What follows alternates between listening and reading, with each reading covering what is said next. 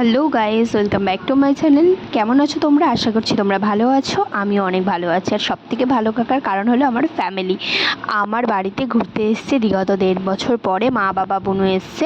যেহেতু জামশেদপুরে থাকি আমি, আমার বরের জবের সূত্রেই আর কি এখানে থাকা, তো সেহেতু না অনেকটা দূর হয়ে যায়। আর মা না অতটা ট্রাভেল করতে পারে না, ট্রেন জার্নি করতে মায়ের মানে কি বলবো, মায়ের শরীরে খুব ক্লান্তি চলে আসে। তো যাই হোক, অনেক কষ্টে রাজি করে মা বাবাকে নিয়ে এসেছি। তো এখন আমরা যাচ্ছি একটু সাকচি মার্কেটের উদ্দেশ্যে একটু শপিং করতে। ওখানে না খুব সুন্দর সুন্দর জিনিস সস্তায় পাওয়া যায়। ওয়েদারটা ভীষণই খারাপ ছিল, ভাবছিলাম কখন না নেমে পড়ে।